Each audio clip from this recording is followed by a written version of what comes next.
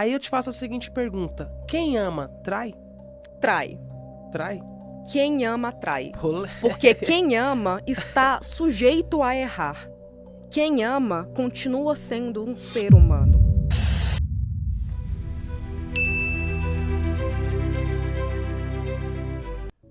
Pedro amava Jesus, mas ele traiu.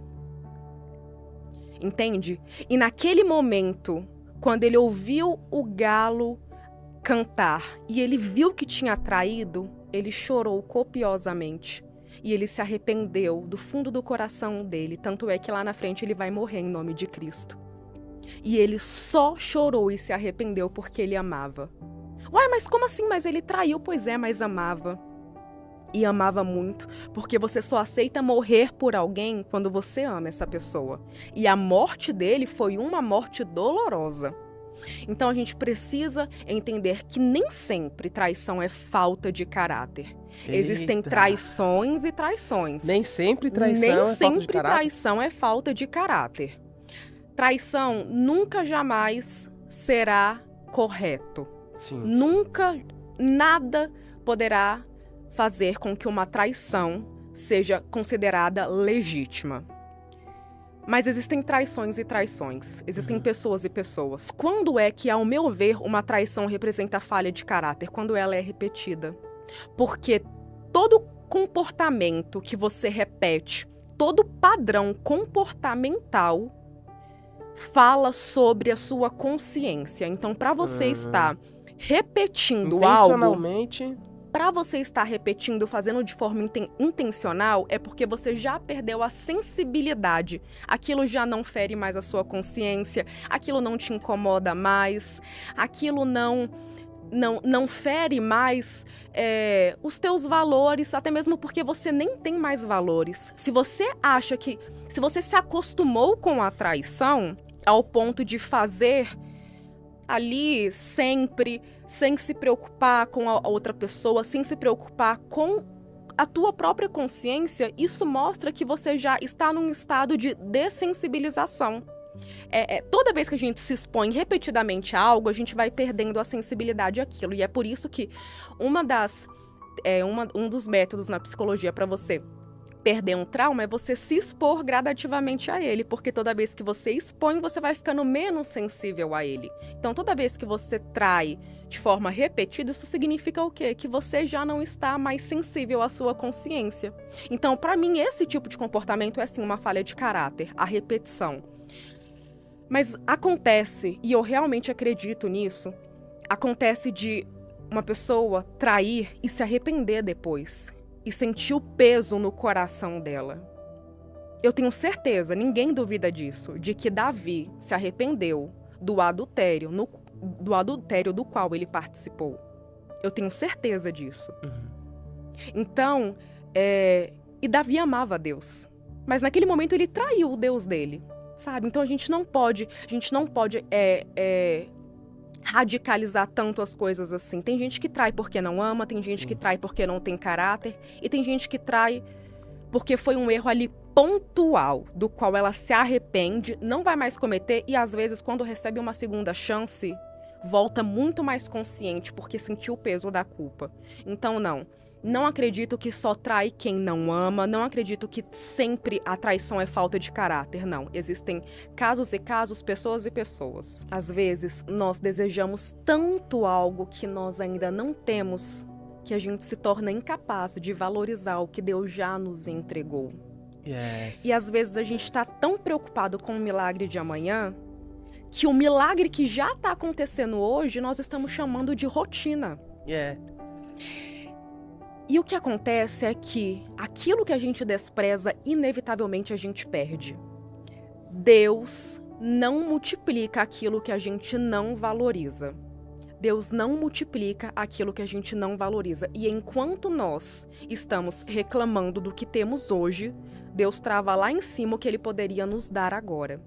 Até a gente aprender a valorizar o que a gente já tem. Mas eu queria algo maior. Pois é, mas quem não é fiel no pouco não será fiel no mundo. Se você não será fiel no muito, se você não consegue valorizar o pequeno que Deus te deu Deus- hoje, Uau, como é que perfeito. você vai agir diante daquela benção enorme que você está desejando? É, Talvez o melhor que Deus possa fazer por nós é não nos dar aquilo que a gente quer no momento que a gente quer. Porque o que a gente acha que é uma bênção, Deus. se for dado no momento errado, pode desviar o nosso coração. Às vezes nós não estamos preparados para viver certas grandiosidades. Se o nosso coração não estiver em Deus e nós nos depararmos com algo grande, provavelmente a soberba vai tomar conta do nosso coração. E é por isso que na Bíblia, antes de Deus entregar bênçãos, ele permitia que antes a pessoa fosse muito humilhada, para que a bênção não subisse à cabeça dela. Talvez, se José não tivesse ficado preso por anos, no momento em que ele se tornasse governador, a soberba iria subir a cabeça dele. Talvez. Talvez se Davi não tivesse sido perseguido e dormido em cavernas, o reinado iria mudar o coração dele. Mas porque foi tão humilhado, foi tão abatido, quando alcança a bênção não é capaz de desviar dos seus valores, dos seus princípios. É a forja, é sempre Deus usando. É por isso que a Bíblia diz, é por isso que a Bíblia diz que os que se humilham serão exaltados, porque a humilhação precede a honra, da mesma forma como a soberba precede a queda. Senha no celular, é um motivo pra ter briga? Ah, não, dá pra relevar? Ou realmente não pode ter, um casado não pode ter senha no celular? André, esse é um caso que eu não consigo relativizar.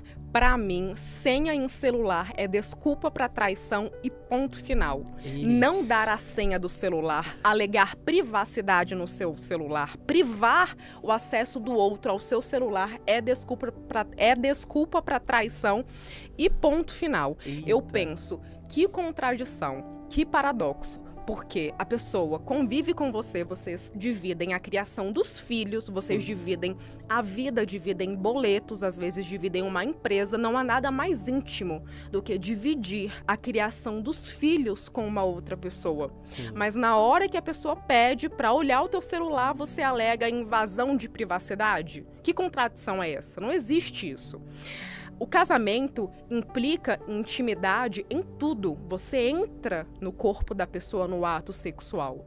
Você divide ali os teus fluidos corporais. Sim. Não existe nenhum tipo de restrição. Você vê a pessoa nua, você toma banho com ela. Você está com ela nos momentos ali em que ela está em um estado de indigência, às vezes doente, vomitando, às vezes ali num estado deplorável, porque casamento é sobre isso, é sobre dividir a intimidade, mas quando a pessoa pede para acessar o teu celular, você alega que isso já é íntimo demais, é privado demais? Não, é desculpa para traição, porque a verdade é que a gente só esconde aquilo que no fundo nós sabemos que depõe contra a gente. Então, senha no celular é pretexto? Desculpa para traição. Existe uma diferença muito grande entre privacidade e individualidade. Individualidade é benéfica, é você poder sair com os teus amigos para locais saudáveis, é poder ter um momento para você. Isso é benéfico. Agora, privacidade não. Privacidade, a partir do momento que você quer esconder alguma coisa do teu parceiro, do teu cônjuge, é porque você sabe que se vier à tona,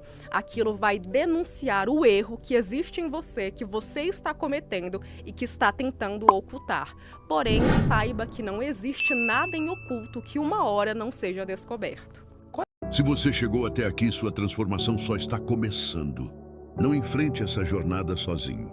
Faça parte da nossa comunidade Reflexão e Resiliência. Inscreva-se, ative o sino e, para um conteúdo ainda mais profundo, torne-se membro. A força está em nós. Até o próximo vídeo. Obrigado.